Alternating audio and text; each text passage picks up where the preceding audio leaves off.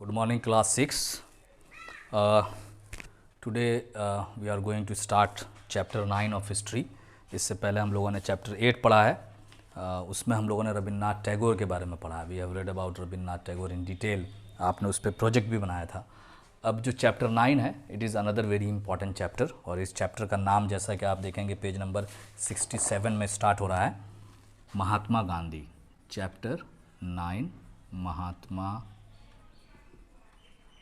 गांधी, और उसके नीचे लिखा हुआ है the father of the nation. तो ये महात्मा गांधी के बारे में आप लोग बचपन से पढ़ते आ रहे हो और बहुत सारा प्रोग्राम अटेंड किया है, बहुत सारे एसेज आपने उनके पढ़े हैं, बहुत सारा वीडियोस देखा है. अभी आप लोगों ने प्रोजेक्ट बनाया, 2 अक्टूबर था, ये अक्टूबर का महीना भी है. उसमें बहुत सारे बच्चों ने videos, audios, projects, chart paper work करके भेजा है. तो आपको लगता है होगा कि आप महात्मा गांधी के बारे में सब कुछ जान गए हैं, बहुत जानते हैं. और ये पता नहीं ये चैप्टर छोड़ भी देते सब तो चलता है. हिंदी में भी पढ़ा आपने, उर्दू में भी पढ़ा है कहीं पे. तो इसमें क्या नया होगा इस चैप्टर में? कुछ नया होगा कि नहीं होगा, मज़ा आएगा नहीं आएगा पढ़ने में?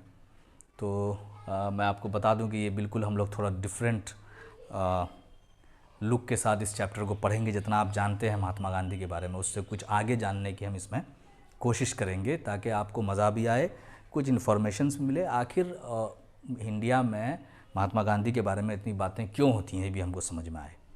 तो यहाँ पे चैप्टर का नाम है Mahatma Gandhi, the father of the nation. ये जो कंट्री हमारा बना है, आप हिस्ट्री में पढ़ेंगे 6-7 क्लास में, 8 में आपको पढ़ना है डिटेल में, कि इंडिया में पहले राजाओं का, बादशाहों का राज था, सुल्तानों की हुकूमत थी. उसके बाद ब्रिटिश आ गए यहाँ पे. ब्रिटिश क्यों आए यहाँ पे?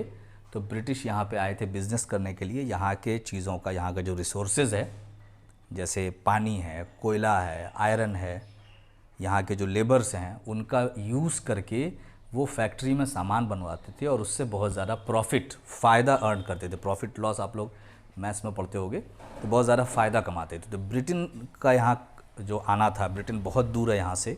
अभी हम देखेंगे कितनी दूर है वो. आगे भी हम लोग काफ़ी डिटेल में 7th और 8th में पढ़ना है, 9th में पढ़ना है. We have to read about Britain. तो British people, Europeans, they came to India and they set up their factories and they took the raw materials from here. यहाँ से रॉ मटेरियल लिया और उनसे सामान बनाया. फिर सामान को बहुत ऊंचे कीमत में ब्रिटेन में बेचते थे. इससे बहुत ज़्यादा फ़ायदा होता था. तो इंडिया में जो ब्रिटिश आए, वो कोई यहाँ के लोगों को इंसान बनाने के लिए, सिविलाइज बनाने के लिए, या इंग्लिश सिखाने के लिए, नया मैनर्स सिखाने के लिए, सब के लिए नहीं आए थे. वो आए थे बिज़नेस करने के लिए, प्रॉफिट मेकिंग के लिए. और उसमें उन्होंने बहुत सारा जुल्म किया. जहाँ पे उनको लगता था कि यहाँ प्रॉफिट कम हो रहा है, हमारा प्रॉफिट कम हो सकता है, वहाँ पे जुल्म किया उन्होंने. धान, चावल, जो गेहूँ, जौ, जो फूड ग्रेन्स की खेती है, जो उनके फ़ायदे की थी उसको करवाया, जो उनके फ़ायदे की नहीं थी उसको बंद करवा दिया. उसके बाद जिस रेट में मन चाहा ख़रीदा. किसानों को फोर्स किया वर्क करने के लिए. यही फसल आपको उपजानी है, नील का ही उपजाना है, इंडिगो का ही उपजाना है. तो इस तरह से लोगों पे, पूरे हिंदुस्तान के, धीरे धीरे इंडिया के डिफरेंट पोर्शंस पे उनका कब्ज़ा हुआ. That we have to read next class. तो कब्ज़ा होने के बाद उन लोगों ने यहाँ पे फैक्ट्रीज़ बनाई, पोर्ट्स बनाए, और यही काम करते थे कि किसी तरह से मैक्सिमम प्रॉफिट्स कमाएं और यहाँ से लूट लूट के सामान को यूरोप ले जाएं, लंदन ले जाएं, ब्रिटेन ले जाएं. ये उनका मकसद था. तो उसके बाद 1947 में, 15 अगस्त 1947 को हम लोग मनाते हैं कि आज़ादी मिली. तो वो आज़ादी जो है, इंडिपेंडेंस, वो that is independence from the British rule. ये ब्रिटेन के लोग जो जुल्म कर रहे थे, उनके ख़िलाफ़ एक मूवमेंट चलाया. यहाँ के लोगों ने जुल्म बर्दाश्त नहीं किया. जुल्म बर्दाश्त करना भी नहीं चाहिए, उसके ख़िलाफ़ बोलना चाहिए. तो इन्होंने बोलना शुरू किया. धीरे धीरे ये मूवमेंट बना, चला, और बहुत सारे लोगों ने बोलना शुरू किया. इसके ख़िलाफ़ प्रोटेस्ट हुआ, एजिटेशन हुआ, वो हंगामा हुआ, और अल्टीमेटली ब्रिटेन को छोड़कर जाना पड़ा. और 15 अगस्त 1947 को उन्होंने एडमिनिस्ट्रेशन इंडिया को दे दिया कि ठीक है, इंडियंस लोग अपनी हुकूमत खुद चलाएंगे. तो एक नया नेशन बना जिसका नाम था इंडिया. उस वक्त एक पाकिस्तान भी अलग हुआ, वो हम लोग पढ़ेंगे, वो एक अलग स्टोरी है, उसी का पार्ट है. तो दैट इज़ वो उसकी एक गलती है कि इंडिया में, आपने अमेरिका का पढ़ा होगा, अमेरिका में there was George Washington who could unite 13 different colonies. आज़ादी के बाद जब 13 डिफरेंट कॉलोनीज़ लड़ने लगे थे, आप याद करो, तो जॉर्ज वाशिंगटन ने सबको यूनाइट किया था. फ्लोरिडा में नया कॉन्स्टिट्यूशन बना था. लेकिन यहाँ पर कोई वैसा आदमी नहीं था। गांधी जी ने बहुत ट्राई किया, लेकिन ये इंडिया और पाकिस्तान को यूनाइट नहीं कर पाए। रिलीजन के नाम पे ये पाकिस्तान और इंडिया अलग अलग हुए। तो इंडिया एक नेशन बना। इंडिया में एक ऐसा इक्वलिटी, फ्रेटर्निटी, लिबर्टी, जो फ्रेंच रिवॉल्यूशन में जो वर्ड्स थे वो अच्छे अच्छे वर्ड्स यहाँ पे लिए गए इंडिया के कॉन्स्टिट्यूशन में। तो बहुत सारे लोग इंडिया ही में रह गए, पाकिस्तान नहीं गए। तो father of the nation, India के father of the nation. Father मतलब पापा यहाँ पे नहीं होता, फादर मतलब होता है एक फादर फिगर, मतलब एक बड़ा आदमी, एक जिनके आइडियाज़ को हम, बड़ा आदमी की बातें सुनते हैं हम लोग, मशवरा सुनते हैं, उससे सीखने की कोशिश करते हैं। तो इंडिया जब आज़ाद हुआ तो एक तरह के महात्मा गांधी एक बड़े फिगर थे, जैसे रविन्द्रनाथ टैगोर लिटरेरी फिगर में एक बड़े फिगर थे, जो इंडिया के आज़ाद होने से पहले ही इंतकाल हो गया था। आज़ाद होने के वक्त महात्मा गांधी थे, सबसे बड़े फिगर्स में थे, बहुत इंस्पायरिंग फिगर्स थे, बहुत अच्छी पर्सनालिटी थे। अच्छी पर्सनालिटी इस माने में नहीं थे कि बहुत खूबसूरत थे, बहुत बॉडी बिल्डअप था और लंबे हाइट के थे और ऐसा टॉल, डार्क, हैंडसम, ऐसा कुछ नहीं था। उनके आइडियाज़ उनको बहुत अच्छी पर्सनालिटी बनाते थे। आपकी पर्सनालिटी जो है आपके कपड़े से नहीं लगती है, आपके हेयर स्टाइल से नहीं आती है। It comes from what is with in you. आपके अंदर कितने अच्छे अच्छे वैल्यूज़ हैं, कितना वैल्यूज़ प्रैक्टिस करते हैं और कितनी अच्छी चीज़ों को आप प्रोपिगेट करते हैं। तो Mahatma Gandhi was that. So popularly ये फादर ऑफ द नेशन, कोई ऐसा टाइटल लिख के नहीं दिया गया, he became the title of father of the nation. लोगों ने उनको बड़ा मानना शुरू कर दिया, हर चीज़ में उनका मशवरा लेने लगे। तो ये कहानी है ब्रिटेन से आज़ाद होने की। तो अब महात्मा गांधी ही क्यों फादर ऑफ द नेशन? और भी बहुत सारे लीडर्स थे, और महात्मा गांधी में ऐसी कौन सी बातें थी कि जो उनको दूसरे लीडर से अलग करती हैं? फ्रीडम स्ट्रगल में दूसरे जो और लीडर्स थे और दूसरे फ्रीडम फाइटर्स थे, उनसे इनको किस मामले में अलग किया जाता है? क्यों दुनिया के बहुत सारे लोग इनको फॉलो करते हैं? अभी यूएन में भी, यूनाइटेड नेशन में भी international day of non violence 2 अक्टूबर को उन्होंने सेलिब्रेट किया, और उसका मैंने आपको वीडियो भी देखा, ये भेजा था आपको ग्रुप में, आपने देखा होगा कि कई सालों से ये international day of non violence उनके बर्थडे पे सेलिब्रेट होता है। दुनिया में बड़े बड़े लीडर्स हुए, जैसे मार्टिन लूथर किंग हुए, नेल्सन मंडेला हुए। ये अमेरिका के Martin Luther king and Nelson Mandela of south Africa, जो वहाँ के प्रेसिडेंट बने, उन्होंने भी गांधी के आइडियाज़ से बहुत कुछ सीखा। और भी बहुत सारे लोग गांधी के आइडियाज़ से सीख रहे हैं। हमारा जो अभी जो बहुत सारा स्ट्रगल होता है, वो लोग भी गांधी के बहुत सारे आइडियाज़ से इंस्पायर होते हैं, उससे लर्न करते हैं, उससे स्ट्रगल करना सीखते हैं, जुल्म के ख़िलाफ़ आवाज़ उठाना सीखते हैं। जुल्म के ख़िलाफ़ आवाज़ उठाना है, अब वो किस किस तरह से उठाया जाए, उसमें गांधी जी ने एक चैप्टर ऐड कर दिया, एक नया तरीका बताया। That is why he is so important, that is why it is important to read about him, that is why it is important to know him. हमारे फादर ऑफ द नेशन है तो हमको तो पढ़ना ही चाहिए, दुनिया के लोगों को भी इनको पढ़ना चाहिए। जैसे महात्मा बुद्ध को पढ़ना चाहिए, सोक्रेट्स को पढ़ना चाहिए, और बड़े बड़े लोग हुए, प्रॉफिट मोहम्मद हुए और भी प्रॉफिट्स हुए, उनको पढ़ना चाहिए। वैसे गांधी जी को भी अभी मॉडर्न एज में इनको पढ़ना चाहिए, इनके आइडियाज़ को, अच्छी बातों को इनको सीखने की कोशिश करनी चाहिए। तो ये एक बैकग्राउंड मैंने बता दिया है कि महात्मा गांधी का क्या बैकग्राउंड था, वाई ही इज़ इम्पॉर्टेंट। अब थोड़ा सा मैंने आपको बता दिया कि वाई इज़ ही इम्पॉर्टेंट, उनका नाम क्यों अहम है, कहाँ से, उनका कॉन्टेक्स्ट क्या है। अब हम लोग आते हैं धीरे धीरे उनका पढ़ेंगे कि गांधी जी ने ऐसा क्या नया दिया। गांधी की बात आती है तो आपको चश्मा दिख जाता है, आपको लाठी दिख जाती है, आप क्या देखते हैं? गांधी जी को देखते हैं तो एक नंगा आदमी है, नेकेड फ़कीर भी कहते हैं उसको, जो एक कपड़ा लपेटे हुआ है, जैसे हज वगैरह में कपड़ा लपेटते हैं उसी टाइप का एक कपड़ा है लपेटे हुआ है, और एक लाठी है और एक चश्मा है। ये आपको गांधी का दिखता है। पतला सा आदमी है, बहुत मोटा ताज़ा नहीं है, बहुत खूबसूरत गोरा चट्टा भी नहीं है। तो आखिर ये आदमी इतना इम्पोर्टेंट क्यों है? तो इसी ये जो कपड़ा है, ये जो पहनने का तरीका है, इसी में गांधी जी की बातें छुपी हुई हैं। उसके बाद गांधी, सबसे पहले आपको वो डंडा दिखता है, स्टिक, और वो चश्मा दिखता है, और उनका वो ड्रेस दिखता है, सिंप्लिसिटी जिसको आप बोलते हैं। उसके बाद गांधी जी का बहुत इम्पोर्टेंट चीज़ जो आप पढ़ेंगे उनके बारे में, तो आपको लिखेगा ट्रुथ, सत्य, अहिंसा। अहिंसा या अहिंसा बोलते हैं, ये आपको सत्य अहिंसा के पुजारी ऐसा बोलते हैं। ट्रुथ और अहिंसा, थोड़ा सा महात्मा बुद्ध से इन्होंने लिया इन सब चीज़ों को, लेकिन ये इसको नेक्स्ट लेवल पे लेकर चले गए। ये नेक्स्ट लेवल पे लेकर चले गए कि इससे इन्होंने प्रोटेस्ट करने का, कैसे जुल्म के ख़िलाफ़ आवाज़ उठाया जाए, कैसे जो जालिम है, जो आपको दबा रहा है, उसके ख़िलाफ़ कैसे आवाज़ उठाना है, जुल्म के ख़िलाफ़, जालिम के ख़िलाफ़, इसको मिलाकर उन्होंने एक नया तरीका दिया। उस तरीके के बारे में हम लोग पढ़ेंगे। तो ये आपको गांधी जी का चश्मा, लाठी और उनके ड्रेस के बाद आपको जो बहुत ज़्यादा सुनने को मिलेगा वो मिलेगा सत्याग्रह। अब बहुत सारे लोग इसको सही से नहीं पढ़, सत्याग्रह। अब ये दो वर्ड है, सत्य प्लस आग्रह। सत्य मतलब होता है ट्रूथ, आग्रह मतलब होता है रिक्वेस्ट, सच्चाई के लिए रिक्वेस्ट करना। इन्होंने एक नया मेथड ऑफ प्रोटेस्ट निकाला, सत्याग्रह। उसके बाद इन्होंने आपको मिलेगा असहयोग, नॉन कॉपरेशन। ये सब नया चीज़ें इन्होंने निकाली हैं, इसीलिए इनको माना जाता है। उसके बाद इन्होंने निकाला नॉन कॉपरेशन, सत्याग्रह, फिर इन्होंने निकाला अनशन। अनशन निकाला इन्होंने, मतलब फास्टिंग, रोज़ा, नो फूड। ये सारा ये ट्रुथ और अहिंसा पे को प्रैक्टिकल इम्प्लीमेंटेशन उन्होंने इस तरह से किया। सत्याग्रह टर्म का खोजा, सिर्फ टर्म नहीं, उसका तरीका भी बताया, मेथड बताया। नॉन कॉपरेशन मतलब जालिम है, आप उसके साथ कॉपरेशन बंद कर दिए, उसको हर वैसा काम बंद कर दिए जिससे उसको मदद मिल जाती है, जिससे उसको ताकत मिल जाती है, वो काम आप रोक दिए। आप देखिए उसको मार नहीं सकते, हो सकता है मारने की हिम्मत नहीं हो, बाय फोर्स रोकने की हिम्मत नहीं हो, या बाय फोर्स रोकने का आपके पास उतना रिसोर्स नहीं हो, तो आप कम से कम ये करें कि उनको कॉपरेट नहीं करें, उनको बढ़ावा ना दें। तो ये इन्होंने कहा कि आपके पास अगर फोर्स है भी, if you have the means, कि आपके पास फोर्स भी आप कर सकते हैं, फिर भी आप कोशिश कीजिए कि अहिंसा के रास्ते से ही, without the use of force, हम जो जालिम है उसको कंट्रोल कर दें, उसको जुल्म से रोक दें। तो उसका एक तरीका उन्होंने बताया कि नॉन कॉपरेशन, उसकी मदद मत कीजिए किसी भी तरह। मदद कैसे करते हैं? जैसे एक आदमी एक कपड़ा बनाने वाली फैक्ट्री है, वो अपने पैसे से हथियार बनवाती है और लोगों पे जुल्म करवाती है, तो हम उस फैक्ट्री का, जब हमको मालूम हो गया तो उस फैक्ट्री का हम कपड़ा यूज़ नहीं करेंगे, तो हमने नॉन कॉपरेशन शुरू कर दिया, हम दूसरे फैक्ट्री का कपड़ा यूज़ करेंगे। तो ये सिंपल सा एक कॉन्सेप्ट था जो उन्होंने दिया।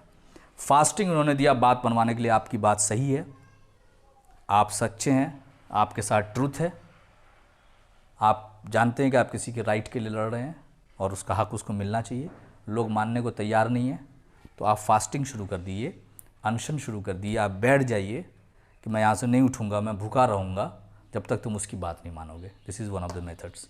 तो ये मेथड्स निकाला। सत्याग्रह का इन्होंने प्रोटेस्ट का निकाला कि अगर आप अपनी आवाज़ उठाएं, ग्रुप में उठाएं, और आप पे जुल्म होगा तो आप जुल्म ना करें। जैसे आपको पुलिस मारने आती है तो आप भी मारने मत दौड़ें, आप उसको बर्दाश्त करें। कितने लोगों को मारेंगे? उसके बाद एक दिन तो ऐसा होगा, वो भी इंसान है जो जुल्म कर रहा है, उसको लगेगा कि हम गलत कर रहे हैं, तो वो खुद अपने आप को इम्प्रूव करेगा। और जब इतनी बड़ी आबादी होगी उसके ख़िलाफ़, इतने बड़े लोग उसको नॉन कॉपरेट नहीं करेंगे, इतने बड़े लोग धरने पे बैठ जाएंगे, फास्टिंग पे बैठ जाएंगे, तो उसको आज ना कल झुकना ही होगा। ये इनका मेथड था। अब इस पे बातचीत होती है, क्या गांधी जी डरपोक थे, डरते थे, लड़ना नहीं जानते थे? ये बहुत इंपॉर्टेंट, कई बार बातचीत होती है, गांधी जी डरपोक थे, फलां भगत सिंह बहुत अच्छे थे, तो सुभाष चंद्र बोस बहुत अच्छे थे, गांधी जी डरपोक थे, इसीलिए गांधी जी ऐसे नहीं करते थे। तो गांधी जी को मैं, इस जो बुक में आप पढ़ेंगे, ये जो चैप्टर पढ़ेंगे, इसमें आप गांधी जी को डरपोक नहीं, गांधी जी को बहुत ही हिम्मत वाला, बहुत ही बहादुर और एक मिलिट्री जनरल भी आप समझेंगे कि वो जानते थे स्ट्रेटजी कैसे बनती है। स्ट्रेटजी सिर्फ ताकत से नहीं बनती। हम लोग पढ़ते आ रहे हैं अकल बड़ी या भैंस, आप सिर्फ ताकत को अगर बोल देते हैं तो आप वही चीज़ को, हम लोग, कोई भी बच्चा बोल देगा कि अकल बड़ी है सर, भैंस नहीं बड़ी है, लेकिन हम लोग करते हैं दुनिया में वही, भैंस को बड़ा कर देते हैं।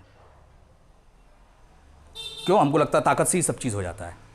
ताकत से नहीं होता। आप स्ट्रेटजी कैसे बनाते हैं, इट इज़ इंपॉर्टेंट। आपने पढ़ा होगा हिस्ट्री में, डिफरेंट वॉर्स पढ़ा होगा, बैटल्स पढ़ा होगा 5 क्लास में, उसमें आपने देखा होगा कि स्ट्रेटजी, प्लानिंग कैसे होती है, उस पर बैटल्स जीता जाता है। तो यहाँ पे भी गांधी जी ने ये सब जो रास्ता चुना, इसमें कहीं भी मारपीट, झगड़ा, लड़ाई का रास्ता नहीं है। ट्रूथ है, नॉन वायलेंस है। जालिम से लड़ रहे हैं और बोलते हैं वायलेंस नहीं करना है, वो थप्पड़ मारेगा तब भी नहीं करना है, वो लाठी डंडा चलाएगा, गोली चलाएगा तब भी नहीं करना है, वो बॉम्ब मारेगा तो तुमको नहीं मारना है। सत्याग्रह करना है, रिक्वेस्ट, ट्रूथ के लिए रिक्वेस्ट करो, हक के लिए रिक्वेस्ट करो। कैसे रिक्वेस्ट करें तो उसके लिए तरीका बताया, अनशन का तरीका बताया, नॉन कोऑपरेशन का तरीका बताया, मार्चेज़ निकाला, लोगों को अवेयर किया। तो क्या वो डरते थे? क्या वो अंग्रेज़ों से डर गए थे? तो इसके बारे में हम लोग इसमें आंसर देखेंगे कि क्या वो डर गए थे, क्या वो सही कहते हैं लोग कि वो वायलेंस से, ब्लड शेड से डरते थे? वो डरते नहीं थे।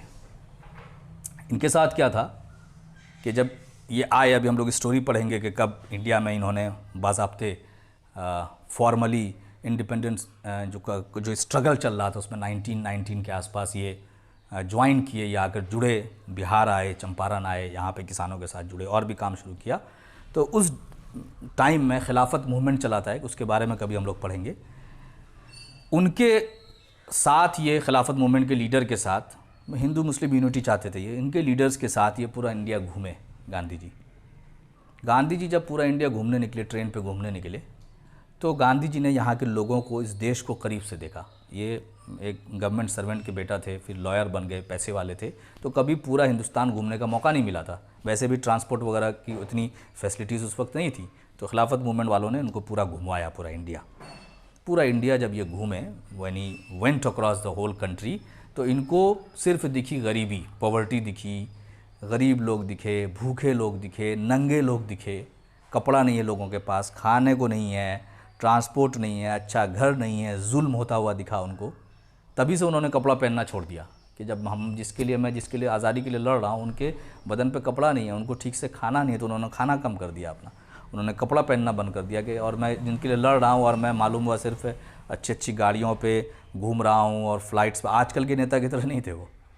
तो कह रहे हमारे जो जनता है वो ऐसी है और मैं इस कंडीशन में ऐशो आराम कर रहा हूँ, 8,000 का करोड़ का पता नहीं कितने का 800 करोड़ का प्लेन पे चढ़ रहा हूँ और क्या क्या कर रहा हूँ, ये उन्होंने नहीं किया। जब वहाँ गए तो उन्होंने बहुत सारा मूवमेंट उस टाइम में चल रहा था, भगत सिंह थे, सुभाष चंद्र बोस थे और भी थे।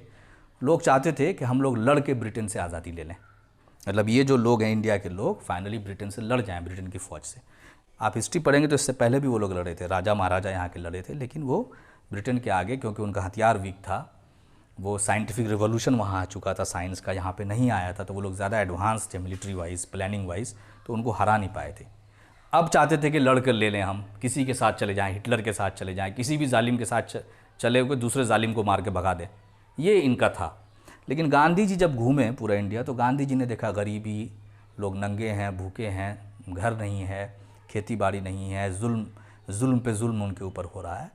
तो गांधी जी ने सोचा कि इस पॉपुलेशन को, ये गरीब भूखी नंगी आबादी को दुनिया की सबसे बड़ी ताकत से लड़वा देना, ये कोई अकलमंदी नहीं है, ये तो सुसाइड है, ये तो आत्महत्या है।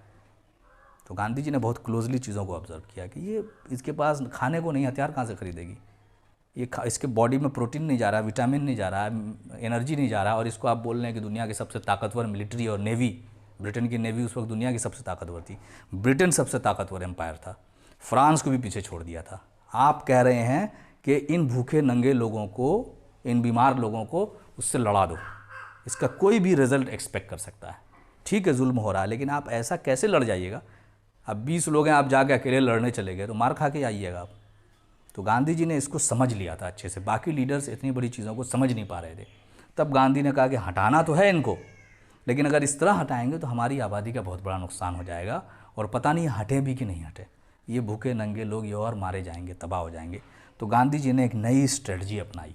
तो गांधी जी डरपोक नहीं थे, गांधी जी अक्लमंद थे, प्लानर थे, जोश में फैसला नहीं करते थे, होश में फैसला करते थे, सोच समझ के फैसला करते थे, सिर्फ रिएक्शन नहीं होता था।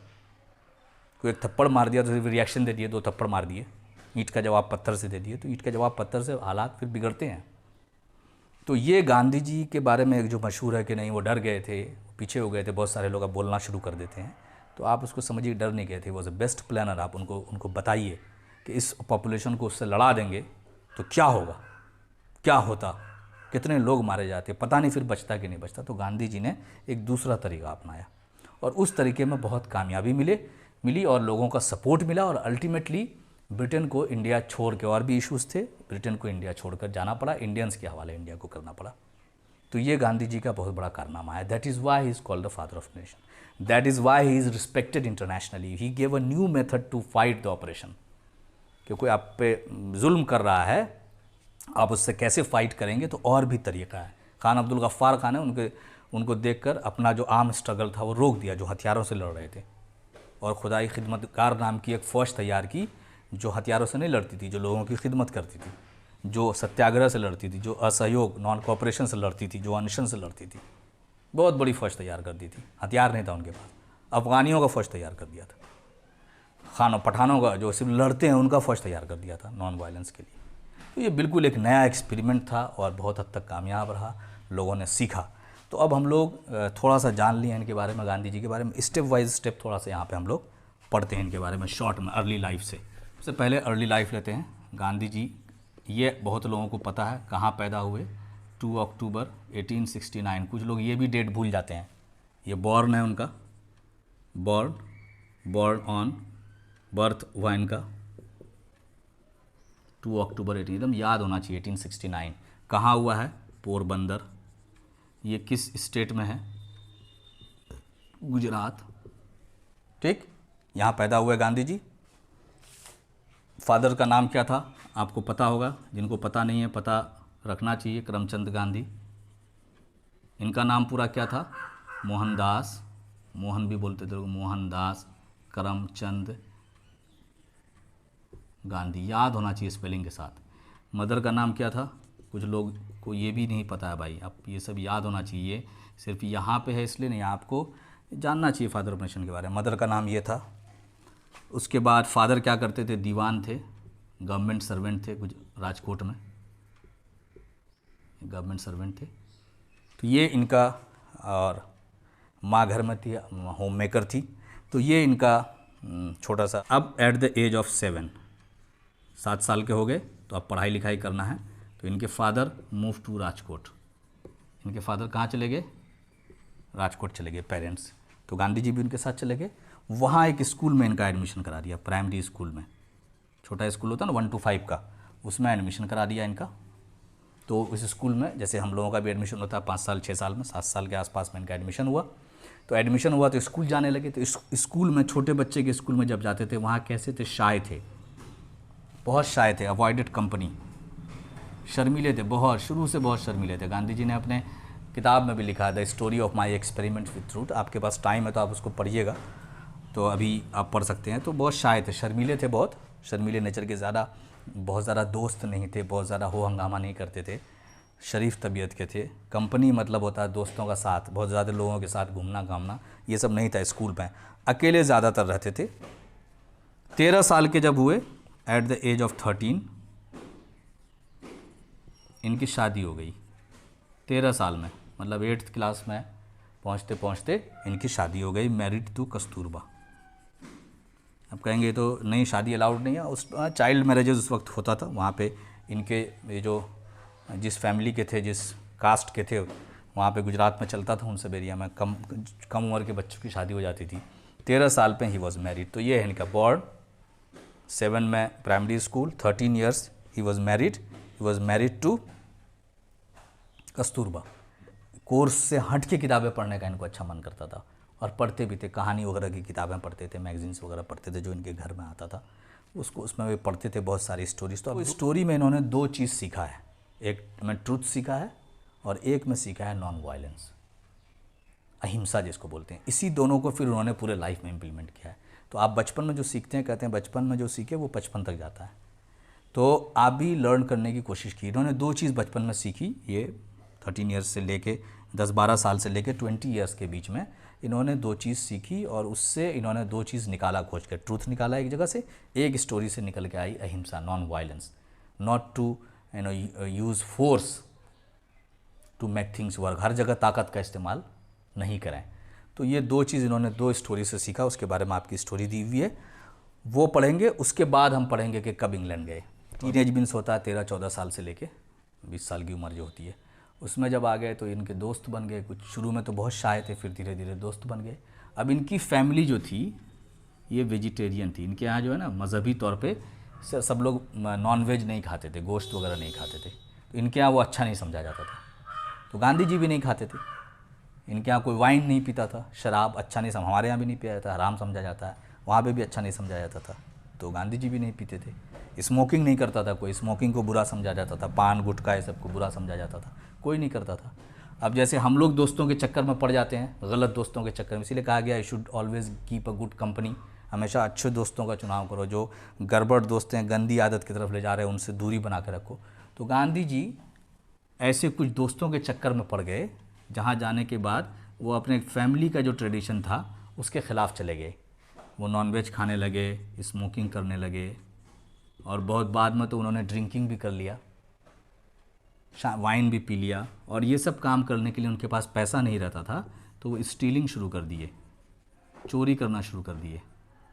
ये गांधी जी ने अपनी किताब में लिखा है। बड़े बड़े लोग अपनी गलतियाँ कम लिखते हैं, सिर्फ अच्छाइयाँ लिखते हैं। गांधी जी ने the story of my experiment with truth में लिखा है, चोरी भी करना शुरू कर दिया। चोरी क्या करते थे कि जैसे फादर सो रहे हैं, उनका पैंट लटका हुआ है, उसमें से पैसा निकाल लिया, मम्मी ने कहीं पे पैसा रखा वो निकाल लिया। ये सब काम हम में से बहुत सारे लोग करते हैं, और ये काम छोड़ देना चाहिए हम लोगों को, ये गलत है। तो ये काम शुरू किया। जब वो गलत काम करने लगे, उसके लिए पैसे की ज़रूरत थी, ये इतना पैसा कौन देगा, तो वो करने लगे कि फादर के पॉकेट से पैसा निकालने लगे, मम्मी के पैसा उठाने लगे, इधर उधर किसी का भी पैसा वगैरह दिखा उठाने लगे। ये सब काम, मम्मी सब्ज़ी लाने दी, 50 रुपये की सब्ज़ी आई, 70 रुपये दिया था, 20 रुपये रख लिया, झूठ बोल दिया। ये काम गांधी जी शुरू कर दिए टीनेज में। ये काम शुरू कर दिए। तो इससे पहले गांधी जी को मैंने बताया था स्टोरी पढ़ने का बहुत शौक़ था। उन्होंने राजा हरिश्चंद्र की स्टोरी पढ़ी थी, आप लोग भी पढ़िएगा, अच्छी स्टोरी है। ये जो स्टोरी है ये ट्रूथ और वर्चुअस, बहुत ज़्यादा वर्चुअस थे, बहुत ज़्यादा नेक थे राजा हरिश्चंद्र, और ट्रूथ, हमेशा सच बोलते थे, सच का साथ देते थे। आपने पढ़ा होगा वो अब्दुल कादिर जिलानी वाला कहानी है कि वो है ना, वो उनकी कहानी है कि उन्होंने बता दिया था कि पैसा कहाँ छुपाया हुआ है, उर्दू में या कहीं पे आपकी कहानी है कि डाकू को ही बता दिया था कि मेरी अम्मी यहाँ छुपा दी है पैसा। वो बोले तुमने ऐसा क्यों बोला, तो कहा कि मैं झूठ नहीं बोलता हूँ, मम्मी ने कहा कि झूठ नहीं बोलना है, इसीलिए मैंने झूठ नहीं बोला। तो डाकू जो है बहुत इम्प्रेस हो गया, बहुत खुश हो गया, और वो चेंज हो गया कि बच्चा को एक, उसकी अम्मी ने एक अच्छी बात बताई, उसको वो मान रहा है, और मुझे इतने लोग समझा रहे हैं, मैं नहीं मान रहा हूँ। उसी तरह की कहानी पढ़ी थी, राजा हरिश्चंद्र की कहानी है। उसमें उनका काफ़ी मुसीबत आती है, काफ़ी परेशानी आती है इनके ऊपर, तब भी वो कभी झूठ और बेईमानी का सहारा नहीं लेते हैं। तो ये कहानी कहीं ना कहीं उनके दिमाग में बैठी हुई थी। तो अचानक उनको एक दिन लगा कि ये काम जो मैं कर रहा हूँ, ये मैं गलत कर रहा हूँ, मुझे ये स्टीलिंग, चोरी करना नहीं चाहिए, ये स्मोकिंग करना जो हमारे फैमिली ट्रेडिशन में नहीं है, पान बीड़ी सिगरेट और गलत दोस्तों के साथ घूमना, गलत तरह के खाने पीने खाना, तो ये मुझे नहीं करना चाहिए। उनको एक दिन बहुत एहसास हुआ, लेकिन वो सोच रहे थे कि अगर पापा के पास जाएंगे, पापा को पता चल जाएगा तो पापा मारेंगे, पिटाई करेंगे। तो ये बहुत परेशान थे कि क्या करें, मार खा लें सच बोलकर। फिर मार खाने से डर भी लग रहा था, लेकिन फिर राजा हरिश्चंद्र की कहानी थी कि अगर आप कितनी भी परेशानी उठाना पड़े लेकिन सच बोल दो, भले ही मारपीट कुछ हो जाए। तो एक दिन उन्होंने सोचा कि मैं पापा को बता देता हूँ सारी बात, और वो कॉन्फेस कर देता हूँ, कॉन्फेशन, ये स्टोरी उसी की है, मतलब अपना जुर्म कबूल कर लेना। हम लोग नहीं करते, हम लोग बहाना बनाते रहते हैं, we always come out with excuses, नया नया तरीका। हमको मालूम है कि गलती की है, लेकिन हम मानते नहीं, हम बहस करते हैं, जबान लड़ाते हैं। गांधी जी ने कहा कि नहीं, हमसे गलती हो गई है, तो मैं कॉन्फेशन करता हूँ, मैं कॉन्फेस कर दूंगा जाके फादर के सामने, एक्सेप्ट कर लूँगा कि मुझसे ये गलती हो गई, अब वो जो पनिशमेंट देना चाहें। कई बार उन्होंने कोशिश किया कि फ़ादर को जाकर बोल दें, कई बार फादर के सामने बोलने भी गए, लेकिन डर से फिर या बोल नहीं पाए, शर्म से या डर से बोल नहीं पाए और दूसरे काम में लग गए। तो उनसे बहुत दिन तक ये बहुत परेशानी में रहे, बेचैनी में रहे। एक दिन उनके पास एक आइडिया आया कि बोल नहीं सकते हैं तो मुझे लिख देना चाहिए। तो उन्होंने फादर को अपने एक लेटर लिखा, चिट्ठी लिखा, और उस चिट्ठी में उन्होंने सारा अपनी गलतियां लिख दी है कि पापा मैंने यही सब, मेरे से ये गलतियां हो गई हैं। और उसके नीचे एक वादा लिखा कॉन्फेशन के बाद कि अब मैं कोशिश करूँगा कि ये गलती मुझसे दोबारा नहीं हो, आप मुझे माफ़ कर दिए। ऐसा सॉरी लेटर बनाया, अपनी सारी गलतियों के बारे में लिखा, मुझसे ये गलती हुई है, कोई बहाना नहीं लिखा। और पापा जो उनके सो रहे थे, उनके तकिया के नीचे ले आके वो लेटर रख दिया। अब बाद में देखने लगे कि कब पढ़ते हैं। देखा कि कुछ देर के बाद, काफ़ी देर के हो गए, पापा वो लेटर पढ़ रहे हैं और ये खिड़की से कहीं छुप के देख रहे थे, और उनके चेहरे से, उनके आँखों से आंसू गिर रहे थे। तो फिर बाद में फादर ने उनको बुलाया और डांटा नहीं, और उनको खुशी हुई कि एटलीस्ट उसकी गलती का एहसास उसको खुद हो गया है। तो गांधी जी को दो चीज़ समझ में आई वहाँ पे कि सच्चाई बोलना चाहिए आदमी को, और हो सकता है आप हर जगह सोच रहे हैं कि आपके साथ गलत हो जाएगा सच बोलने पे, तो ऐसा ज़रूरी नहीं है। प्लस सच को, उसके बाद गांधी जी का दिल हल्का हो गया, गांधी जी पॉजिटिव हो गए बहुत, जब ये चीज़ हो गया, फादर को मालूम हो गई और फादर ने स्कोल्ड नहीं किया। तब से उन्होंने फ़ैसला कर लिया, यहाँ पहला लेसन उनकी लाइफ में मिला कि हमको हमेशा ट्रूथ पे चलना है, सच्चाई पे चलना है, चाहे कुछ हो जाए। सच बोलना है, सच का साथ देने की कोशिश करना है, और कहीं पे गलती हो जाए तो कॉन्फेस करना है, गलती एक्सेप्ट कर लेना है और माफ़ी मांग लेना है। तो ट्रूथ की जो कहानी है इनकी, जिस स्टोरी में, स्टोरी नंबर 1 में ट्रूथ की जो कहानी है, वो इनको हरिश्चंद्र से मिली कि हमेशा सच का साथ दो कितनी भी परेशानी। उससे इंस्पायर होकर इन्होंने एक लेटर लिखा और उससे वो डील कर रहे हैं फिर, और लेटर लिखा, और लेटर लिखने के बाद उन्होंने कॉन्फेशन किया। इसका मतलब एक जो मैटर, उनको जो एक चीज़ सता रही थी बहुत उनके दिल में, उसको उन्होंने बहुत अच्छे तरीके से हैंडल किया। उनके फादर ने भी बहुत अच्छे से हैंडल किया। तो उनको ये समझ में आया कि अगर आप सच्चे हैं और नॉन वायलेंट तरीके से आप काम करते हैं, बगैर हो हंगामा किए, चिल्लाए हुए, लड़ाई झगड़ा किए हुए भी मैटर को आप सॉल्व कर सकते हैं विदाउट। अब पापा ने उनके जो है पीटा नहीं इनको, तो वायलेंस नहीं किया, क्योंकि पापा को लगा कि ये खुद से एक्सेप्ट करने आया एक चीज़ को, और ये इसके चेहरे से ईमानदारी झलक रही है, ये खुद से ऐसा करना चाहता है, किसी ने उसको भेजा नहीं है, या आइसक्रीम की लालच में नहीं आया है। तो उनको लगा कि फ़ादर ने वायलेंस का यूज़ नहीं किया। फ़ादर मार सकते थे कि क्यों तुमने चोरी किया, लेकिन जब मैंने एक्सेप्ट कर लिया तो फ़ादर ने मारा नहीं। इसका मतलब वायलेंस हर चीज़ का आंसर नहीं है, और मैं नहीं करूँगा ऐसी गलती क्योंकि मैंने खुद से कॉन्फेस किया है। तो एक काम से फ़ादर रोकना चाहते थे, और विदाउट मारे हुए, without the use of violence उन्होंने इसको रोक दिया। तो ये बहुत important teaching, truth and non violence का स्टोरी नंबर 1 में इनको राजा हरिश्चंद्र से ट्रूथ का, और फिर ये जो इंसिडेंट हुआ जिसमें finally father did not scold him, उससे इनको नॉन वायलेंस के पावर का पता चला। तो ये 2 चीज़ जो इनकी ज़िंदगी में टीनेज ईयर्स में इनके जहन में बैठी थी, फिर वो कंटिन्यू रही, उनकी ज़िंदगी के साथ रही। फिर बाद में उन्होंने उसको अपना मंत्र, अपना लाइफ का एक इम्पॉर्टेंट चाबी बना लिया, जिससे सारे प्रॉब्लम को खोलने की कोशिश करते थे वो। अब हम लोग आगे आते हैं कि जब शादी हो गई, उसके बाद बड़े हो गए, तो 18 ईयर्स के हो गए। 13 में शादी हो गई थी, तो एट द एज ऑफ 18 साल में, क्योंकि पैसे वाले थे, उनके फादर ने सोचा कि इनको हायर स्टडीज़ के लिए, आगे पढ़ने के लिए, जैसे बाहर भेजते हैं, ऐसे दिल्ली, पटना, कोटा भेजते हैं, तो इनको भेजा गया लंदन, कि ब्रिटेन भेजा जाता है इनको, कि ब्रिटेन भेज देते हैं इनको पढ़ने के लिए। लॉ पढ़ेगा और लॉयर बनेगा, बैरिस्टर बनेगा, बैरिस्टर एंड लॉयर बनेगा। तो इनको लंदन भेज दिया गया एट द एज ऑफ 18 साल की उम्र में इनको लंदन भेजा गया, ब्रिटेन भेजा गया। ब्रिटेन गए, वहाँ पे लॉ पढ़ा, और वहाँ पे 1888 में ये निकले थे इंडिया से, फ्रॉम इंडिया, बॉम्बे से ये निकले ब्रिटेन के लिए। ब्रिटेन पहुँचे, वहाँ पे पढ़ाई शुरू की, वहाँ पे टेक्स्ट बुक पढ़ा, जो किताब थी इनकी लॉ की, वो पढ़ाई किया, plus books of different religions. ये रिलीजियस आदमी थे, हिंदू थे, ये बोलते भी थे मैं हिंदू हूँ, और हिंदू रिलीजन पे यकीन रखते थे, ट्रूथ, लेकिन दूसरे रिलीजन की भी किताबें पढ़ते थे, उनके बारे में भी जानने की कोशिश करते थे, किसी से नफरत नहीं करते थे on the basis of religion and caste. He was a Hindu, but he did not disrespect other religions. He read the book, he tried to read the book of all the different religions. So he read about Christianity, he read about Islam, he read about Buddhism, he read about other religions, Judaism, सबके बारे में जितनी इनको किताबें यहाँ पे मिली Britain में, ये उनका इंटरेस्ट था कंपैरेटिव रिलीजन, अलग अलग रिलीजन की बातों को, अच्छी बातों को पढ़ना, ये उन्होंने वहाँ पढ़ना शुरू किया। तो ब्रिटेन में उनका लॉ भी कंप्लीट हुआ और ये सारी किताबें भी उन्होंने पढ़ ली। उसके बाद 1891 में ही रिटर्न टू इंडिया, ये इम्पॉर्टेंट है।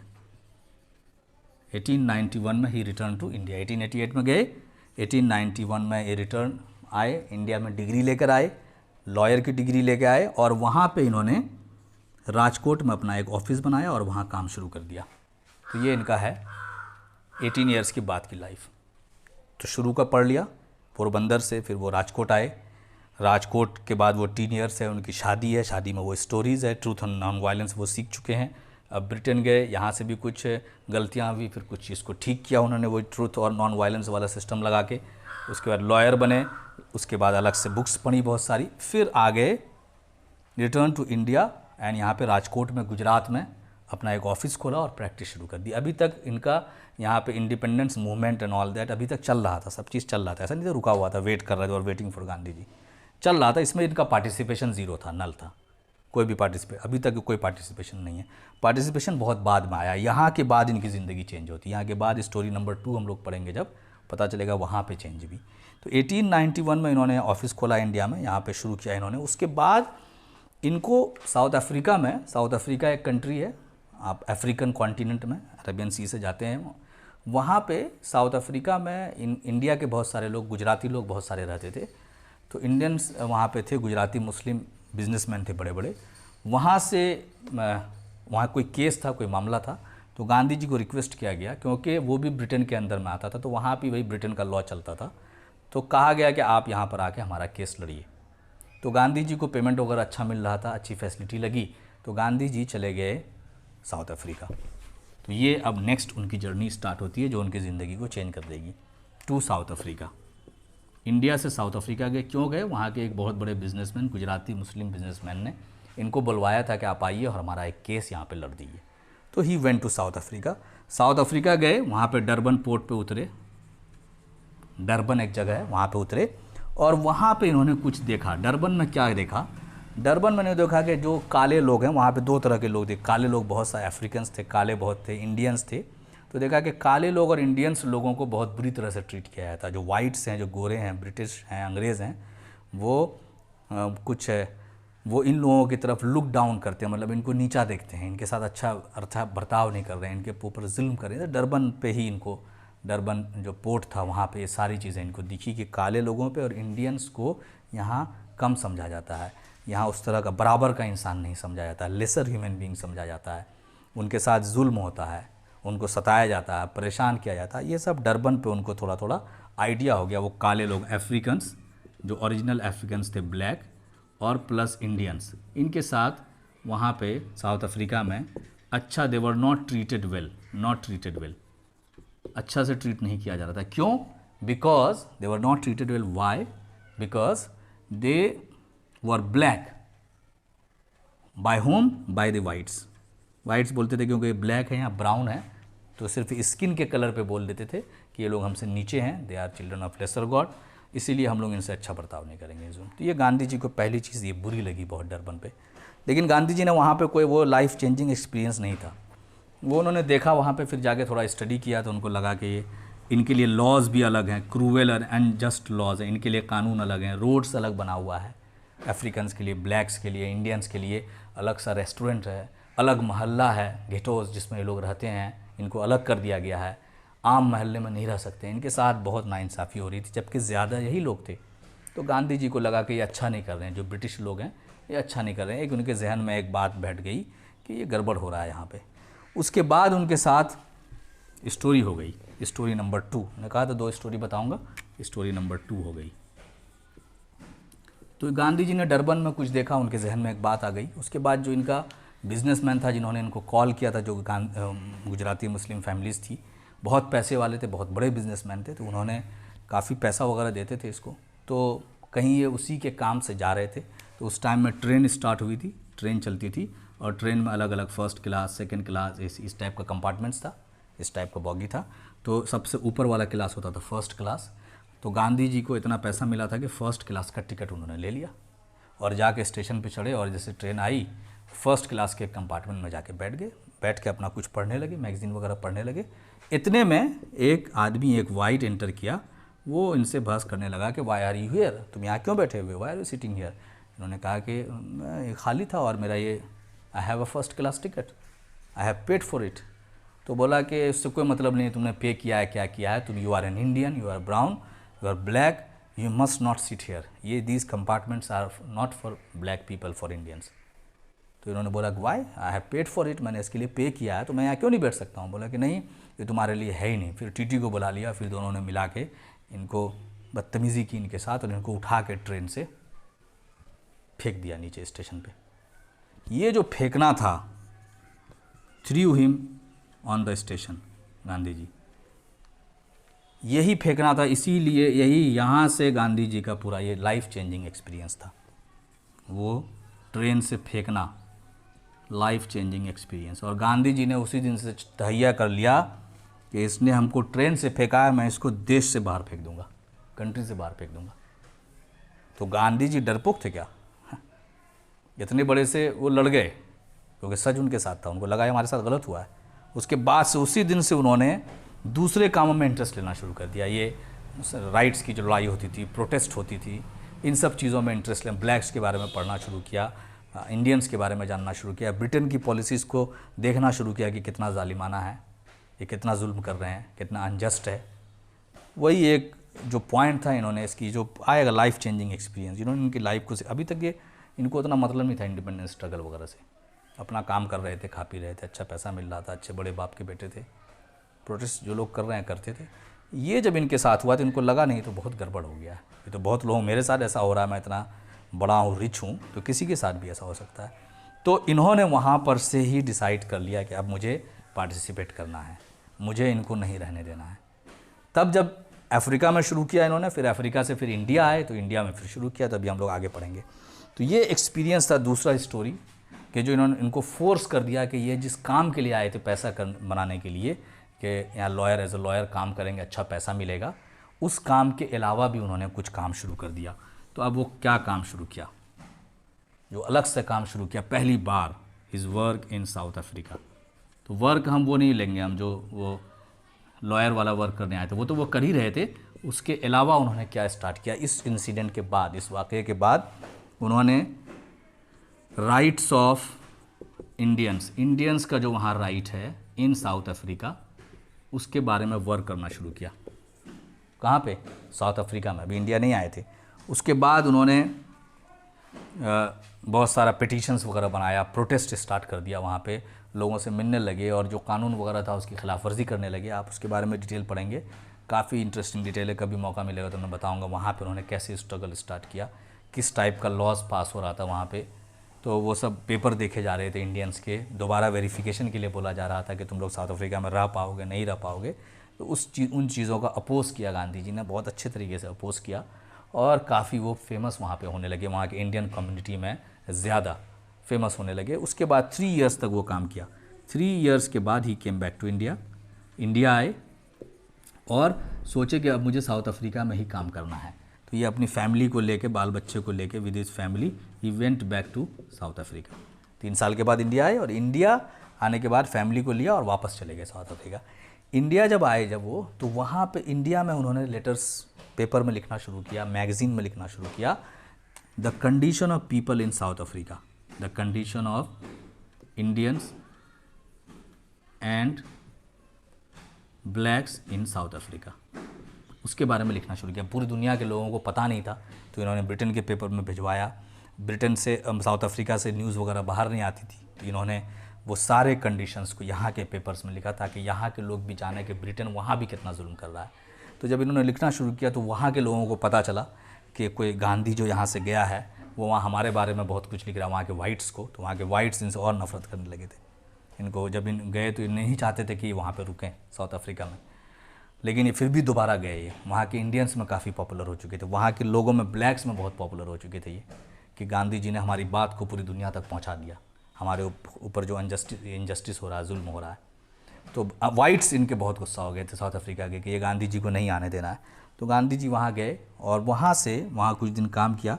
फिर 1914 में, just before the world war से पहले, ही केम बैक टू इंडिया, वापस इंडिया आ गए जब बहुत ज़्यादा परेशान किया जाने लगा उनको, और कुछ वहाँ पे एक्टिविस्ट तैयार हो गए, तो ही केम बैक टू इंडिया।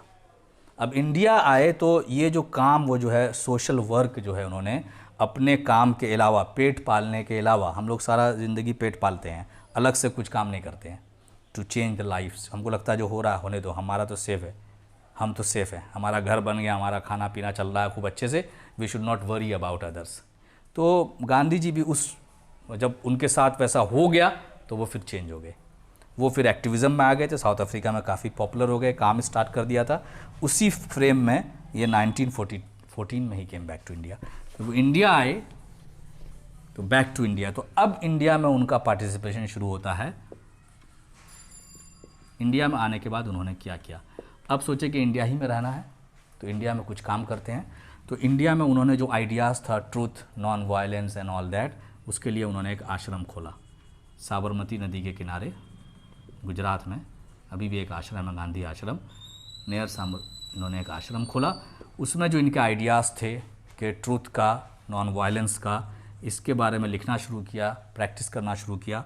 आश्रम में ख़ास बात थी कि सबको अपना काम खुद से करना पड़ता था, झाड़ू लगाना, टॉयलेट साफ़ करना, खाना बनाना, you have to work with your own hands. सबको बोला, आश्रम में रहने का कंडीशन था कि आपको अपना काम, झाड़ू लगाना पड़ेगा, कपड़ा धोना पड़ेगा, खाना बनाना पड़ेगा, बाथरूम साफ़ करना पड़ेगा। हम लोग सब काम के लिए नौकर रखते हैं, हमको लगता है छोटा काम है। गांधी जी ने बोला कोई भी काम छोटा नहीं होता है, और हमको हाथ से वर्क करना, अपने हाथों से काम करना शुरू करना चाहिए। तो हैंड वर्क सब स्टार्ट कर दिए। ऑल काइंड्स ऑफ वर्क वहाँ पे स्टार्ट हुआ। सब काम करना है, खुद से करना है। और एक बहुत इम्पॉर्टेंट चीज़ इंडिया में था जो चल रहा था, बहुत गंदी चीज़, अभी भी उसका पोर्शन बहुत सारा बचा हुआ, अनटचेबिलिटी। मतलब लोगों को समझना कि उसको छुएंगे तो हम नापाक हो जाएंगे। ये बहुत गंदी चीज़ है अभी भी बहुत सारे लोगों में। कास्ट सिस्टम तो है ही, लोग शादी वगैरह ये सब नहीं करते हैं, उनको लगता है कि फ़लाँ कास्ट वाला सुपीरियर है, फ़लाँ कास्ट वाला भी इलेक्शन के टाइम में खूब चलेगा, तो लोगों को लगता है ऐसा। ये इंडिया में बहुत ज़्यादा है, इंडियन सब कॉन्टिनेंट में, दूसरी जगह इतना नहीं है। ये बहुत बड़ा प्रॉब्लम है जो अभी तक सॉल्व नहीं हो पाया। तो उसमें अनटचेबिलिटी भी है कि उसका वो छू देगा तो नापाक हो जाएगा, वो छू देगा तो मेरा धर्म भ्रष्ट हो जाएगा, वो छू देगा, वो आ जाएगा तो पता नहीं हम खाना कैसे खाएंगे। बड़े बड़े लोग करते थे, हिंदू मुसलमान सब करते थे, हिंदुओं में बहुत ज़्यादा था। तो अनटचेबिलिटी एक पूरा कास्ट बना दिया था। वो पर्टिकुलर सफाई वाला जो है, फला नाई वाला है, फला है, उसको कोई टच नहीं करेगा, उसको टच करेगा तो उसका धर्म भ्रष्ट हो जाएगा, और टच हो गया गलती से तो उसको मार देते थे, जुल्म होता था। तो गांधी जी ने यहाँ पे देखा कंडीशन। गांधी जी ने वहाँ पे अंग्रेज़ को जुल्म करते हुए देखा था, ब्लैक्स पे, इंडियंस पे। यहाँ पे इंडियंस को, अंग्रेज़ों को तो जुल्म करते हुए देखा ही, इंडियंस को इंडियंस पे जुल्म करते हुए देखा, क्योंकि वो उनके कास्ट के नहीं थे। तो गांधी जी ने कहा कि प्रॉब्लम सिर्फ अंग्रेज़ों में नहीं है कि अंग्रेज़ों को भगा देंगे तो प्रॉब्लम ठीक हो जाएगा, क्योंकि सबसे बुरे वो हैं, बुरे हम भी हैं। जहाँ हमको मौका मिल रहा है वहाँ हम दबा रहे हैं दूसरे को। We are also bad. तो वो कहते थे कि चेंज करो सब। अंग्रेज़ों को भी कहते थे आप भी चेंज कीजिए, इंडियंस को भी बोलते थे कि you should change your ways. आप खुद तो वही काम कर रहे हो, आप खुद तो लोगों को समझ रहे हो कि they are children of lesser god. आप खुद समझ रहे हैं कि कोई डोम के घर में पैदा हुआ है तो वो छोटा है, वो कितना भी नहा के आया, आप बगल में नहीं बैठा रहे हो, बगल में नहीं खिला रहे हो, आप शादियाँ नहीं कर रहे हो इंटरकास्ट। इसका मतलब आप भी तो वैसे ही हो। वो जुल्म कर रहे हैं आपके ऊपर, आप जुल्म कर रहे हो अपने से छोटों के ऊपर। तो गांधी जी ने इस चीज़ को बहुत सीरियसली लिया, और जितने भी अनटचेबल लोग थे उनको बोला हरिजन हो तुम लोग।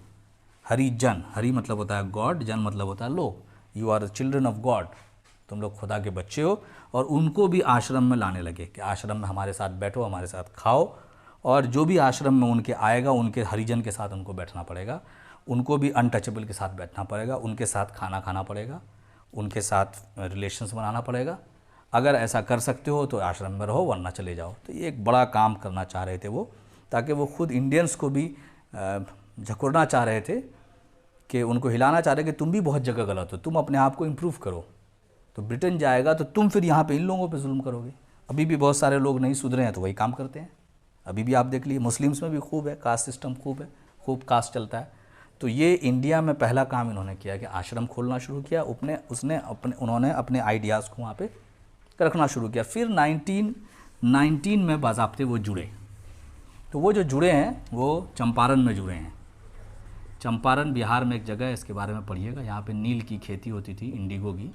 3 कठिया सिस्टम था यहाँ पे। 3 कठिया बोलते हैं, कट्ठा बोलते हैं, मतलब आप ज़मीन कर रहे हैं ना, जैसे आपके पास तीन आप समझ लीजिए 3 मीटर का प्लॉट है आपके पास, 3 मीटर का, ठीक है, 3-3 मीटर का लेंथ है। तो आप उसमें था कि 1 मीटर आपको वाले खेत में आपको इंडिगो करना है, क्योंकि इंडिगो का सेल बहुत ज़्यादा था। नील जो है ना वो डाई में जाता था, कपड़े के डाई में, कलर वगैरह में जाता था।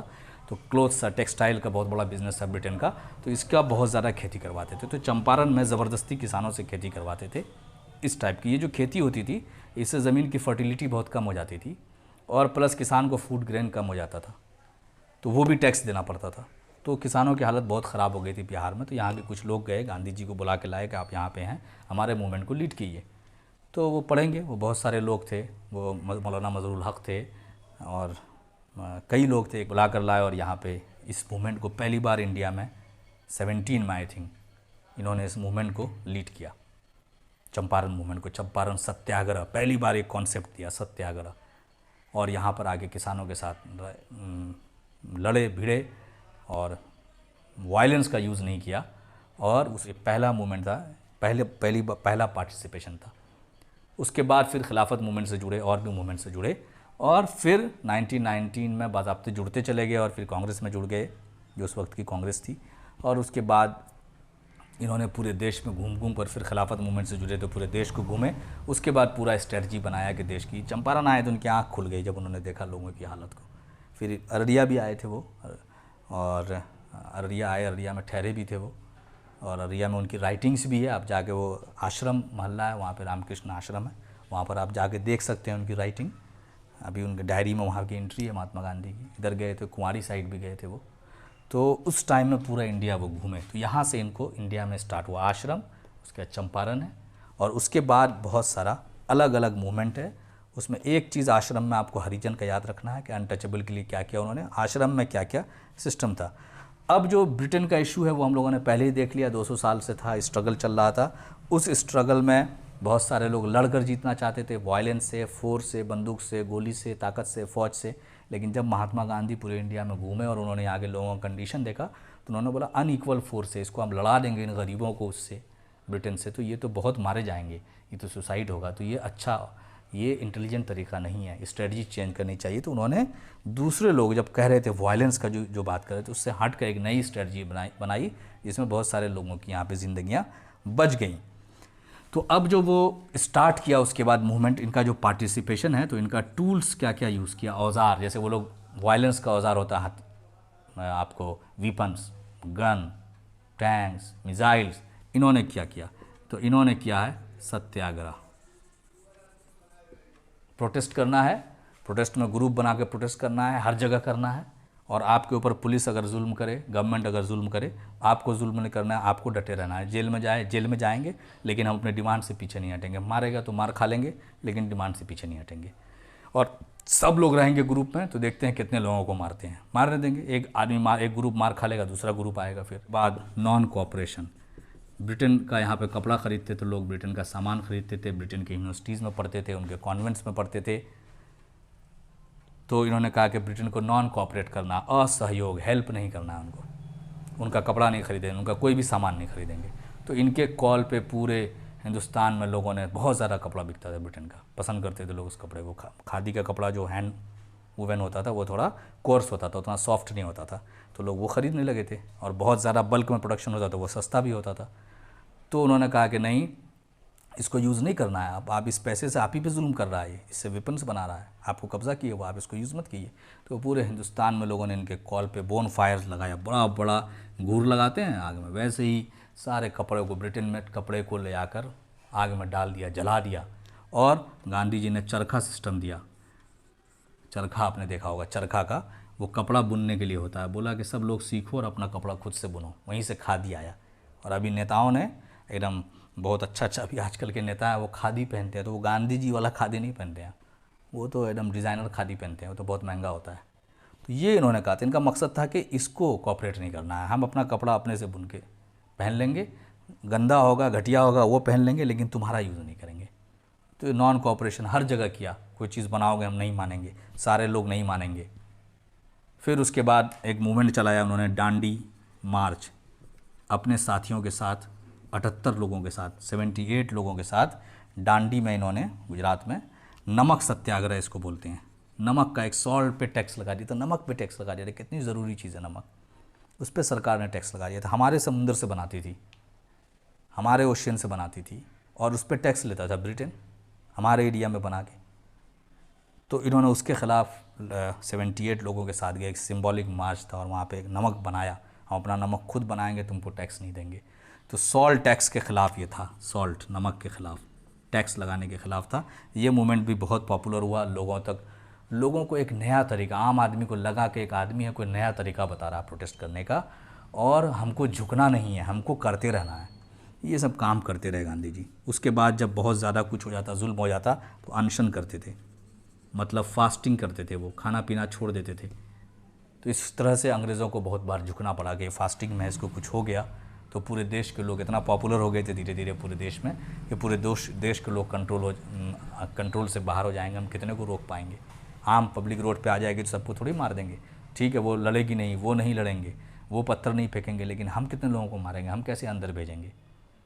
तो अंग्रेज़ों के अंदर इतनी शर्म थोड़ी बची हुई थी कि उन्होंने इन सब को थोड़ा सीरियसली लिया और सीरियसली सोचना शुरू किया कि इंडियन का रूल को इंडियंस के हवाले कर देना चाहिए। तो ये इनका मेथड्स था, फास्टिंग इनका एक मेथड था, आश्रम इन्होंने स्टार्ट किया था। तो ये पूरा आप देख लीजिए, ये सारी चीज़ें हैं। और उसके बाद पूरे इंडिया घूमे वो, और इंडिया में घूमे, लोगों से बात की, तो लोगों से प्लेन और सिंपल लैंग्वेज में बात करते थे। इनके अंदर एक क्वालिटी थी, समझ जाए लोग, ऐसी बात करते थे, कम बोलते थे, साफ साफ बोलते थे, समझा देते थे। आम आदमी को भी, जाहिल भी है, जो पढ़े लिखे नहीं हैं, अनलेटर्ड हैं, उनको भी समझा देते थे, प्लेन और सिंपल। और कहीं पे कोई कंप्लेन होता था, कैसा भी आदमी, उसको सुनते थे। कंप्लेन को बहुत ही अच्छे से, आराम से, साइलेंटली सुनते थे, ध्यान देते थे इशू पे। तो इस तरह से ये बहुत पॉपुलर हो गए और बहुत सारे लोगों ने इनको अपना लीडर मानना शुरू किया। धीरे धीरे धीरे धीरे उस पूरे स्ट्रगल के ये लीडर्स सब ने इनको लीडर मानना शुरू कर दिया, हर तरह के लोगों में। बाद में पार्टीशन हुआ जिसके खिलाफ ये थे, इंडिया पाकिस्तान में बटा, लेकिन बाद में मजबूरी में इनको तैयार होना पड़ा, एग्री होना पड़ा। एग्री हुआ तो उसके बाद राइट हो गया, बहुत बड़ा हिंदू मुस्लिम राइट, क्योंकि पाकिस्तान बन रहा था और आबादी का ट्रांसफ़र बहुत बड़ा इशू है, वो हम लोग कभी पढ़ेंगे उस पर। वो बहुत सारा उसमें पॉलिटिक्स इन्वॉल्व है, उसकी वजह से हिंदू मुस्लिम इशू हुआ तो राइट्स ब्रेकआउट हो गया। हिंदूज़ मुसलमान जो साथ में रहते थे वो एक दूसरे को मारने लगे, लाखों लोग उसमें मारे गए। और पॉपुलेशन ट्रांसफ़र ये एक अलग तरह का था। हो सकता है कि गांधी जी या कुछ और लोग, जॉर्ज वाशिंगटन की तरह यहाँ पे कुछ ऐसा लोग मान लेते, दोनों जगह के लोग, तो पार्टीशन को रोका जा सकता था। और इतना ब्लड शेड, सब चीज़ अच्छा चलता रहा, लेकिन एकदम बिल्कुल आज़ादी के वक्त ये अगस्त में ये जो पूरे देश में दंगा हुआ शुरू हुआ, तो वो जितनी जान बचाए थे उसमें काफ़ी जानें इस पार्टीशन के दंगे में चली गई। ये बहुत बड़ा उस वक्त के इंडियन हमारे लीडर्स का फेलियर कह सकते हैं कि फेल हो गए वो लोग, इसको रोक नहीं पाए। और बहुत सारे गरीब लोग, दोनों तरह के जो भी था, हिंदू मुसलमान, ये वो दोनों जगह मारे गए। बहुत सारे हिंदूज़ मारे गए, बहुत सारे मुस्लिम्स मारे गए, घर बच्चे अलग हो गए, बहुत जुल्म हुआ। ये वो अगस्त में हुआ जब आज़ादी का अनाउंसमेंट हुआ और पार्टीशन हुआ। तो पार्टीशन को नहीं रोक पाना उस वक्त के जो लीडर्स थे उनकी एक तरह की गलती, फेलियर भी कहा जाएगा। गांधी जी ने अपने तौर पर जितनी कोशिश करनी थी वो कोशिश की, लेकिन वो भी नहीं रोक पाए और राइट्स ब्रोक आउट हुआ। तो इंडिया में जब 15 अगस्त 1947 को जब सब लोग झंडा फहरा रहे थे, तो महात्मा गांधी उस सेलिब्रेशन में नहीं थे। ही वॉज इन कोलकाता, कैलकाटा उस टाइम में नाम था, कैलकाटा में थे वो। वहाँ पे राइट्स ब्रोक हो गया था, वो वहाँ पे राइट्स को रोक रहे थे। वो तब भी, इंडिपेंडेंस के बाद भी, was not a very happy man. जैसे साइमन बॉलीवर लोगों को आज़ाद कराने के बाद ही was not a very happy man, क्योंकि लोगों ने अपने में फ़ाइट करना शुरू कर दिया था। वैसे ही Gandhi was not a happy man at the end of his life, because he saw that people are started fighting among themselves. Hindu Muslim करके खुद ही लड़ रहे हैं लोग, एक दूसरे को मार रहे हैं, बेरहमी से मार रहे हैं, एक दूसरे को घरों से निकाल रहे हैं, एक दूसरे के औरतों पे जुल्म कर रहे हैं, बच्चों पे जुल्म कर रहे हैं, घरों में जो एक साथ बैठते थे, खाते थे, एक दूसरे को मार रहे हैं। तो he was not a happy man. On the day of independence he was in Calcutta stopping the rights. फिर उसके बाद अनशन किया उन्होंने, अनशन करके राइट्स को रोका। और फिर उसके बाद वो चाहते थे कि ठीक है, कंट्री अलग बन गया है, दोनों कंट्री, तो कम से कम आज़ादी के बाद इनमें पीस रहे, शांति रहे, दुश्मनी नहीं रहे। तो ये चीज़ वो नहीं कर पाए, वो करना चाहते थे, कुछ लोग वो करने नहीं देना, वो नहीं चाहते थे कि शांति रहे। तो फिर बहुत सारा रैली वगैरह निकालने के बाद 1947 से पहले 1942 में एक बहुत बड़ा मूवमेंट चलाया गांधी जी ने, क्विट इंडिया मूवमेंट। ये तो बहुत अच्छा था, लेकिन 1947 में सब कुछ होते हुए भी इंडिया पाकिस्तान बन गया, तो इनका ख्वाब जो है बहुत ज़्यादा पूरा नहीं हुआ, क्योंकि हिंदू मुस्लिम इशू पे गांधी जी का सिस्टम था। तो अंग्रेज़ों को कहते थे कि आप इन चक्कर में मत पड़िए, आप ये सब इंडिया पाकिस्तान चक्कर में मत पड़िए, आप हमको दे दीजिए, इंडियंस अपना ये सब मामला जो है, ये घर का झगड़ा है, ये हम लोग सुलझा लेंगे, हम लोग मैनेज कर लेंगे, इट इज़ आवर इशू। और वो कहते थे कि हम we should not discriminate people on the basis of their religion और कास्ट। तो खैर ये हुआ 1947 में, वो पार्टीशन हुआ। पार्टीशन के बाद इंडिया आज़ाद हो गया, लेकिन ये राइट्स ब्रोक आउट हो गया, तो he was not there, he was in Kolkata. उसके बाद क्या हुआ, उसके बाद 1948 में नाथूराम गॉडसे एक नाम का एक आदमी था, उसने गांधी जी को गोली मार दिया। जब ये पूजा करके आ रहे थे, प्रेयर मीटिंग से आ रहे थे दिल्ली में, इनको गोली मार दिया और इनके मुंह से जो आखिरी वर्ड था गांधी जी के, वो हे राम निकला। और इंडिया के, बहुत शर्म की बात थी कि इंडिया के इतने बड़े आदमी को, इतने बड़े लीडर को, जिससे पूरी दुनिया ने सीखा था, इंडिया ही के एक बहुत घटिया आदमी ने उनको मार दिया गोली से। ये बहुत बुरा मैसेज गया था पूरी दुनिया में, और इन लोगों के अंदर अपनी नफ़रत थी। ये सोच रहे थे कि इस गोली मार कर, ये जिस्म है, इसकी बॉडी को गोली मार कर ख़त्म कर देंगे तो उसका आइडिया भी मर जाएगा। तो आइडिया नहीं मरता, उसके बाद आइडिया और पॉपुलर हो गया। अब गांधी जी के बर्थडे पे international day of non violence होता है, तो आप आइडियाज़ से फाइट करते हैं। आप आइडियाज़ को, आदमी को मार के फाइट नहीं कर सकते हैं। किसी से आर्गू नहीं कर रहे हैं, उसको 2 थप्पड़ लगा दिए, चिल्ला के बोल दिए, तो आपका आर्गूमेंट तेज़ हो जाएगा क्या? आपका आर्गूमेंट बेटर हो जाएगा क्या? तो ये नाथूराम गॉडसे सोच रहा था कि गांधी जी को मार देंगे तो इनका आइडियाज़ भी ख़त्म हो जाएगा। Nathuram Godse was a low level man and he murdered our father of the nation. तो 30 जनवरी 1948 को इन्होंने गोली से मार दिया। तो ये गांधी जी की स्टोरी है। गांधी जी जब मरे तो पूरी दुनिया से लोगों ने, ये शर्म की बात थी कि एक इंडियन ने इनको मार दिया था। इंडिया के लिए इतना कुछ किया और एक इंडिया का आदमी ही नफ़रत में, इसीलिए गांधी जी हमेशा नॉन वायलेंस के लिए लड़े और उनका एंड जो हुआ, उनको वायलेंस से एक आदमी ने मार दिया। तो बहुत शर्म की बात थी, लेकिन इनके आइडियाज़ अभी भी हैं ट्रूथ एंड नॉन वायलेंस का। बहुत सारे लोगों ने बाद में सीखा। तो हमें भी जो अच्छी चीज़ें हैं वो सीखनी चाहिए, सच्चाई का, और not to use of force for everything, for our struggle. And he gave us new ways to struggle, to work for justice. तो ये नया तरीका बताया। तो ये राजघाट में उनकी समाधि है और उनको जलाया गया और उनका क्रिमेशन हुआ, फिर उनको राजघाट में, दिल्ली में उनकी समाधि है। तो ये गांधी जी का शॉर्ट में है आपका। तो Gandhi ji was not a coward, he was a brave man and he was a strategist, और बहुत अच्छा उन्होंने डिसीजन लिया। लास्ट में पार्टीशन हो गया, which was a shortcoming for all the leaders. Gandhi ji tried to do his best, उन्होंने वहाँ पे भी बहुत अच्छी कोशिश की, और बाद में एक बहुत लो लेवल के आदमी ने उनको गोली से मार दिया, लेकिन उनके आइडियाज़ जिंदा हैं। तो लेट्स कीप इट हियर। मैं आपको रीडिंग वीडियो शेयर कर दूंगा, रीडिंग वीडियो आप देख लेंगे, और ये वीडियो भी आप देख लें अच्छे से, और उसके बाद questions, I will send you the questions you have